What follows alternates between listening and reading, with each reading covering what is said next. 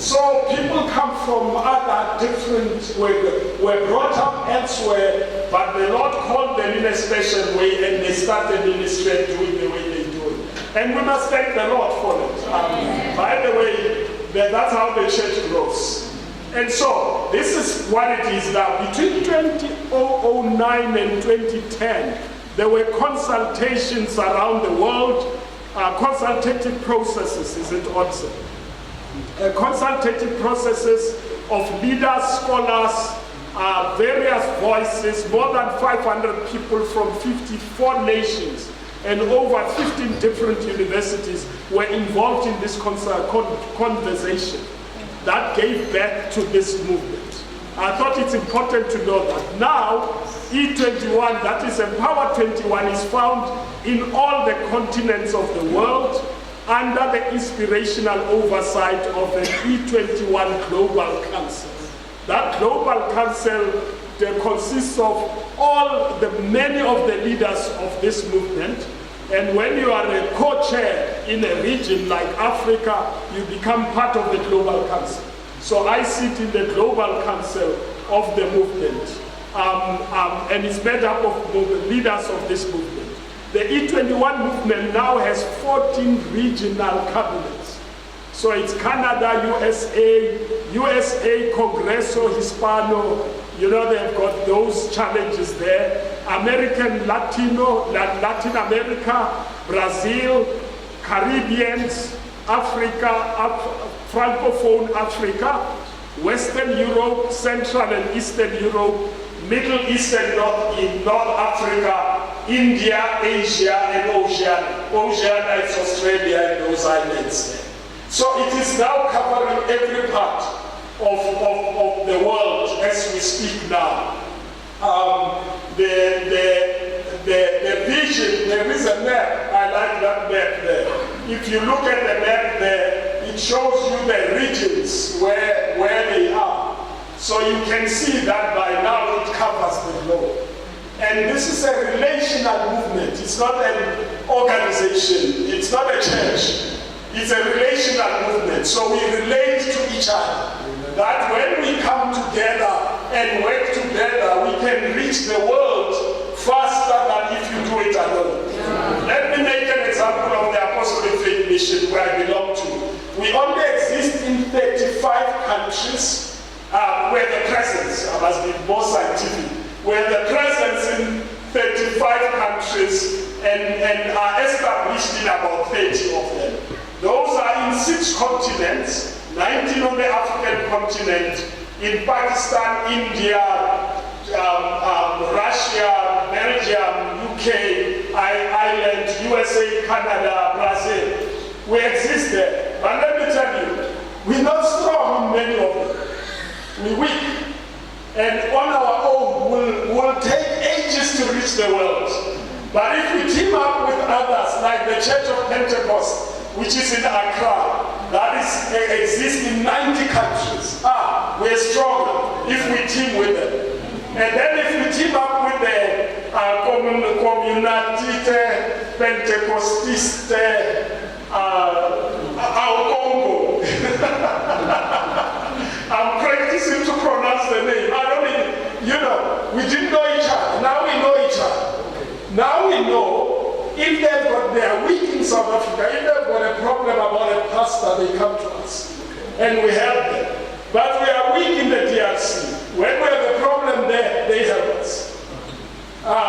We wanted to register the church in Canada. But you start with one congregation, isn't it? And then you don't know how to go about it because we are not in Canada. And we approached the Assemblies of God in Canada, and they assisted us to register. You see, if you are alone, you are weak. If you are together, we are not going to interfere with your institution, churches. This movement is about relationships. It's about working together and strengthening each other and be able to reach places we have never reached. When I was in Jordan, for instance, there's no AFM there, but I found the Assemblies of God there in Jordan. When I was in Jerusalem, We don't have AFM there, but the Church of Pentecost has got a missionary in Jerusalem. That tells you, if we come together like that, we'll have more impact in the world than ever before. If you want to summarize what this movement is about, it's impact. If you want to summarize it, it's we're going to reach the world. We're going to impact the world in a way we have never done before. And you'll see from the vision, if you go to the vision, that every person on earth would have an authentic encounter with Jesus Christ through the power and presence of the Holy Spirit by 2033. You know what this 2033 is about? You remember the 1833? It is second millennium of the outpouring of the Holy Spirit. We are saying by the time we celebrate and we're going to celebrate the whole world, second millennium of the outpouring of the Holy Spirit, which means 2,000 years. We're going to celebrate, but we are saying to celebrate that, we must have made sure that every person on earth has an authentic encounter with the Lord. I must say I was one of those who didn't support the vision, because I thought, how do we do it 2033? That was 2013 when I was asking the questions. How many years do we have? Now, you know what the young people have said to us? They've said technology allows us to reach the world. Yeah? We have got means of communication. The sermon I preached today, Muruti, the Lord came down. I didn't plan for it. On Saturday. And I left the Bible on the pulpit and left and got into the car. I don't know how the service was ended. But the Lord was there. But when I left there, I thought, we don't even have means to stream what you preach. You preach to 200 people. It's a waste of energy. You know what I'm talking about? With modern technology, you can stream that sermon and somebody sitting in Egypt can listen to the sermon. You have got the technology to do that. Yes. When I went to preach at Wavot and Never, they do the same. I went to preach at Grace Bible Church. There were people in the 6 provinces where they are switched on, and all of them listened to me at the same time as I spoke. Now, when you stream, when we were in Jerusalem, you could sit here and watch the whole conference sitting here. There's technology that can enable us to reach people faster than the old ways that I belong to. By the way, I'm on the older side. Our old ways, you preach to 5 people and you add another 5. Today you can fast track the movement. And now, with the young people telling me the story, I am convinced we can reach everybody and have an authentic encounter. It is not a little encounter. They must understand what they are encountering. And the unreached world of the world, I don't have the map, but just Google unreached. The map will pop up. It is the whole North Africa, Middle East, China, that huge portion. There are other unreached people amongst ourselves, but the blocks where you have got less than 2% who are reached, then they call unreached. And for us to reach those people by 2033, it's going to be a huge challenge. And we have committed ourselves to do that. And so this movement is about putting our resources together. I mean, if we were streaming here, they would sit in Oral Roberts University at the global office and listen to me speaking here. We can do that. The capacity is there. It's only that the church has not caught up with the technology that should enable us. God has given us the possibilities. And then the mission is to help shape the future of the global spirit empowered movement. You can see what I'm talking about. We must reshape it to be able to do what it's supposed to do, what God wants it to do. That's what we must do throughout the crucial issues facing the movement. And the most important thing, connecting generations for intergenerational impartation. We must connect generation for intergenerational impartation. Somebody, the youth coach said, I hope I haven't calculated, but she said, the children will be born 4 years later than today, will be at that celebration of 2013 as about 20 years, as about 16 years. Now you can do the calculation. I left the maths class a long time ago. But just calculate that now we are left with how many years to 33? 15 years. She said 14 years. Yes, she said there will be about 14 years, which means those who are not born are still waiting for us, so that when they get born, we catch them. And by 2033, they are able to celebrate the Spirit. And so we are working with intergenerational, different generations. We have said this global concept, it's old, they won't be there. I'm not sure when I will be there. By 2033. You know what I'm talking about?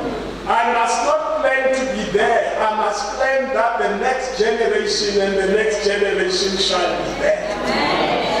If they are not there, it means I have failed. So my job is to make sure that those generations are there. And this Psalm 67, is it Psalm 67 she quotes? You know, there is a psalm there that talks about 4 generations in one text, 4 generations. We cannot have a church of people who will not be there. We must have a church of people who will be there. So the youth, the children's ministries, leaders, and the children must be in this movement. And on the 19th of May, when it is going to be focusing on the younger generation, there are about 1,000 children's ministry, Sunday school kids, if you want to use the old language, who will be there to come and be part of that conference. Because we want even the children to be there. And so this is intergenerational impartation and blessing. You can't hoard the gift of the Holy Spirit, you must pass it over to others. And then I'm going to go fast now. The global movement has got 4 initiatives. One is Next Generation Youth Network, because we want the young people to be there. By the way, they don't like the word. They told us. It's Adam who did this. They are saying they are not the next generation. They are the current generation. They are the generation of now. They are here. So don't call us next generation. We are here.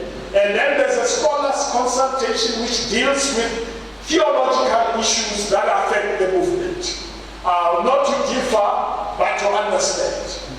And then there is the discipleship task force, because Matthew 28, the traditional text of the High Commission, the Great Commission, people miss something there, and I've discovered it.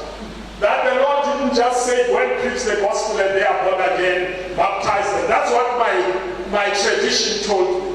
But it says, make disciples of the nations. Yeah? Disciple them. There's a difference between a Christian who has just given himself to the Lord and one who's discipled. The one who just gave himself to the Lord comes and worships, goes home and does nothing. But those who are discipled for a mission. And no member of the church must be just a member, they must be discipled. And everybody else must reach the world. And then there is the latest evangelism commission. It's actually extraordinary. This evangelism commission is new. It's bringing together all the evangelists in the world. And how many are, I didn't count the number, who are coming to this conference? 30 key evangelists in the world, the best of the best in the world, will be here with us during that conference. And so they also have discovered that even Kolenda, you remember Kolenda is Bonke's successor. If I'm Kolenda, Wonke has not finished the whole Africa and he's now old. Now Kolenda is following up. He knows he won't cover everything in the world. But if all of them come together, these evangelists, they can say, let's work together to reach everybody in the world. That's really what this movement is all about. And then the action plan, quickly. I must be very careful now. I must be very careful. You know, Pentecostals forgot that there is Pentecost Day. Pentecost Day is celebrated by the Catholics, Anglicans, Lutherans. They are very good. They don't forget, it's in their program. They even have a sermon for it. But the Pentecostals forgot. If you ask, when is Pentecost Day? They don't know. But you see, some of them will argue, no, it's because Pentecost Day is every day for us. Pentecost Day is every day for us. And so we agreed 2013 that this movement will celebrate Pentecost Week and Pentecost Day. And there's material that has been produced. If you Google and go www.empower21.com, you will find material on Pentecost Day to celebrate Pentecost Day. We then agreed that once a year we will celebrate together. So during the week of Pentecost week, we celebrate together. And on Sunday, every church must celebrate Pentecost. That's one. Then we agreed there will be annual regional congresses. Back to back with the Global Council, I'll talk about that. A global congress every 5 years leading to the second millennia of the outpouring of the Holy Spirit. So we're going to go through that cycle throughout to make sure everybody's on board. Just the next slide quickly, it's more about the congresses. 2015, we met in Jerusalem with regional congresses. This was a global congress in 2015. Very difficult place. I won't talk about the politics there. Very difficult. I mean, if you want a politically charged place, it's Jerusalem. Where the Lord died, that's where the worst problems come from. It's actually a very painful thing. When we were there, we slept in Bethlehem, and you have to cross the wall to go to the Congress, Jerusalem. And so those who are only in Bethlehem could not go to the Congress. And so when we left them one day, they say, no, you see, you are going where Jesus died. We are where Jesus was born. You remember that? They say, no, you can go, but you are going where Jesus died. We are where he was born. But it tells you the problem. The people from Jordan couldn't come. And so we tried to have a conference in Jordan so that those who can't cross over can go. There is Pakistanis who can't go. The Syrians can't go. By the way, there are Christians in all those places. They can't go. So it was very difficult, but we managed to be there. Then 2016 we went to Europe. 2017, that's London. 2017, Asia, I was there in Singapore. Africa is 2018, so the world is coming to us. That's why we are here to thank God.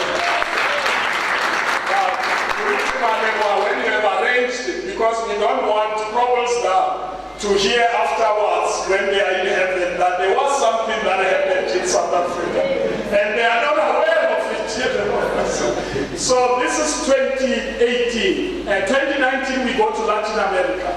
And then every 5 years we do global, so that all those who are mobilized come together. Now we are going back to Jerusalem. I don't know how we're going to manage it. It's very difficult to manage it there. But so this is where the Africa Congress come from. And the next slide, I think we should skip it because we don't have time. I want to go to the dates for the Congress. You saw it on the screen, 16th to the 19th of May. At World Navy Church in Boxton. We needed one of the larger churches. We avoided going to a hotel because it's more expensive and thought we must use a church. So during the week, we expect about 2,000 people to attend. You have to register to attend. So if you don't register on time, you'll miss it. In the evenings, we decided to open it. In all the other continents, they never opened it. You had to pay for everything. We thought, no, we must open the evenings. It must be free for the people to come. And so the evenings will be free. Anybody can come. Only problem is that that church is going to overflow from the statistics we are getting, indicators. The theme is living to impact generations through the Holy Spirit. Do you remember the generations issue? Yes. It's impact generations. And who is invited? All of Africa. So the whole of Africa is coming. Church of Pentecost, which is mainly West Africa and Southern Africa and other European countries, has got already 150 people who are coming. The French-speaking Africa has already talking about 60 people who are coming. So people are beginning to respond. It's the beginning of the registration. Participation of the Global Council members. The Global Council members now hold a meeting where a regional congress is happening. So you're going to have the international leaders here with us during that week. Anyone who's not there, there must be something wrong about that person who was not going to be there. Quickly, you can, it's in the video, but it's in the text as well. We decided we must have tracks on issues that affect us, which will help us to advance the gospel. And the first is evangelism, which you understand. Reaching people with disabilities, most of you don't know here, that people of disabilities are not reached properly. I mean, if you are there, some of the churches don't even interpret for them. And they walk with, the parents go to church, they grow up, but they hear nothing. So which means they are like unreached people. Now there is a group that is training people. We now have a deaf pastor who's trained to reach out to deaf people. And in Malawi, when I visited there is a church for deaf people. And all the deaf go to that region to go and stay there because they know there's a church for them. Because all these churches are irrelevant for them. And so that track, we are bringing people who are experts there to say, how are we reaching those people who are not reached? Discipleship I've talked about. Prayer, I just want to say, we started praying by January. It's spreading around Gauteng, it's going national. And by last week, when we had the cabinet, is it last week? Yeah, I mean, we heard that somebody called from the Netherlands and said, we heard that you are praying, can we join us? How do we join? That's technology. People in the Netherlands can actually find out what we are doing here. So this prayer is going to move worldwide. Then is the youth, it's youth, theological scholars, prophetic leadership and advocacy, it's prophetic witness in a country. What is the voice of the church? Humanitarian aid and disaster. You know, spirit-empowered churches are the worst. They are not ready for any disaster. There are other people doing for them. And they get angry. Now I want to say this, I wish I could say it off record, so take it out of this when you edit, just edit it away. You know the gift of the gifter, give us. If a crisis hits you, they are there. They are there.